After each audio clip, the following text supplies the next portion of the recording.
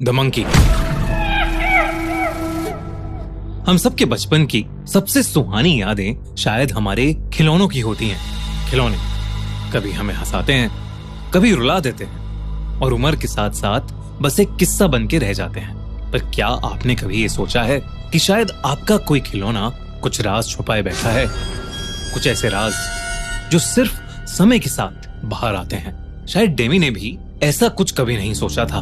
London की गलियों में पैदा हुई डेमी 25 साल की यंग इंडिपेंडेंट लड़की थी जो एक मार्केटिंग फर्म में काम करती थी। उसका घर पुराने लंदन की एक बिल्डिंग के तीसरे मंजिल पर था। एक पुराना लेकिन मजबूत मकान। इस घर में डेमी की फैमिली तब शिफ्ट हुई थी जब डेमी केवल 11 साल की थी। जब वो अपने नए कमरे में गई तो उसे एक छोटा सा बंदर का खिलौना अपने बाकी खिलौनों के साथ दिखा।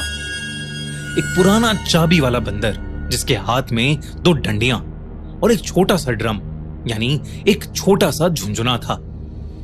उसकी नीली आंखें शीशे जैसी चमकदार थीं और चेहरे पर सिर्फ एक बड़ी सी मुस्कुराहट। 11 साल की डेमी के मन में उस बंदर को देखकर सिर्फ एक्साइटमेंट जगी। उसे लगा उसके पापा उसके लिए ये नया खिलौना लाए हैं। उसने उस बंदर को अपने हाथों में लिया और अपने पापा के पास जाकर उनके पैरों से लिपट गई। उसके पापा ने उसे प्यार से गोदी में उठाया तो वो पापा के गालों पर एक किस देकर बोली, नए खिलौने के लिए थैंक यू सो मच पापा। उसके पापा ने कंफ्यूजन से डेमी और उस बंदर को देखा, पर तब शिफ्टिंग की अफरा तफरी ने उनका ध्यान खींच लिया। उन्होंने डेमी को कहा, बेटा जाके अपने कमरे में खेलो, यहाँ सब फर्नीचर इधर उधर हो रहा है, आपको चोट लग जाएगी। छोटी सी डेमी अपने कमरे में जाकर उस बंदर के साथ खेलने लगी।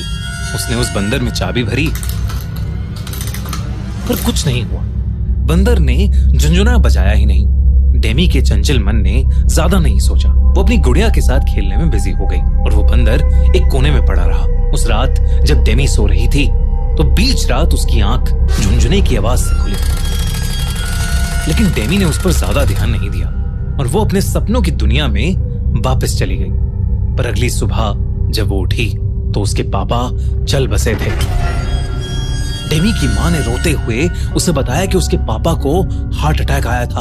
हालांकि वहां मौजूद सभी लोग यही सोच रहे थे कि 35 साल के इतने फिट आदमी को हार्ट अटैक आया कैसे। पर नन्ही सी डेमी को मौत के बारे में क्या ही पता था। उसका सारा ध्यान उसके कमरे में पड़े उस बंदर के खिलौने पर था। डेमी को उस दिन वो बंदर बहुत अजीब सा लग रहा था, मानो इस दुख के माहौल में सिर्फ वो बंदर अजीब सी मुस्कान लिए मुस्कुरा रहा था। उस दिन के बाद वो बंदर एक शेल्फ पर ही पड़ा रहा। डेमी ने कभी उससे खेलने की कोशिश नहीं की, पर वो उस बंदर को अपने पापा की तरफ से एक आखिरी गिफ्ट मानती रही।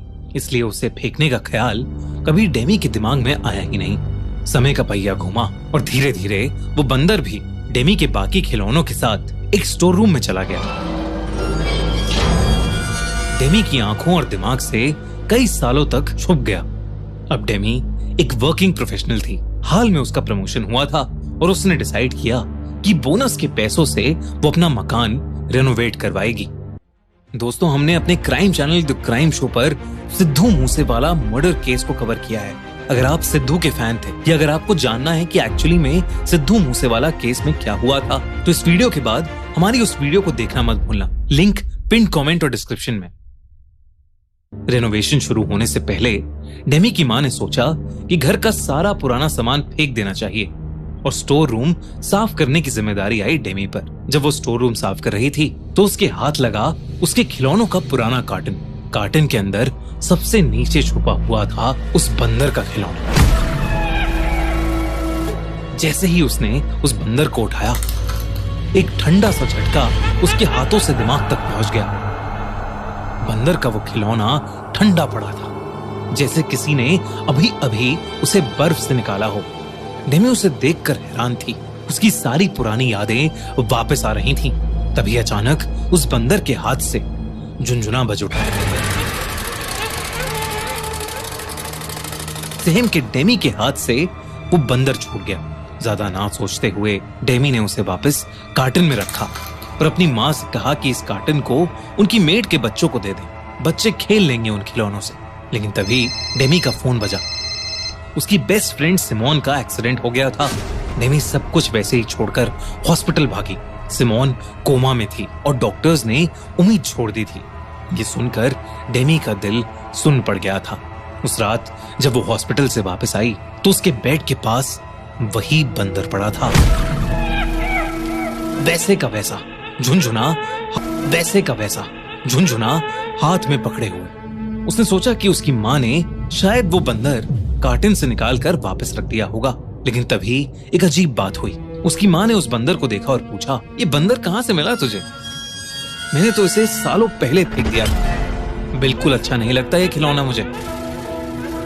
अपनी माँ की बात सुनकर डेमी की रगों में ठंडी लहर दौड़ गई। अगली कुछ रातों में चीजें और भी अजीब होने लगी।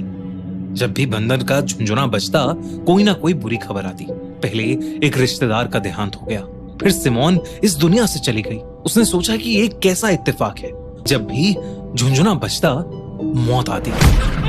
डेमी एक पढ़ी लिखी लड़की थी जो अंधविश्वास में बिल्कुल नहीं मानती थी, पर न जाने क्यों डेमी को लगने लगा कि हर मौत की वजह वो बंदर का खिलौना था।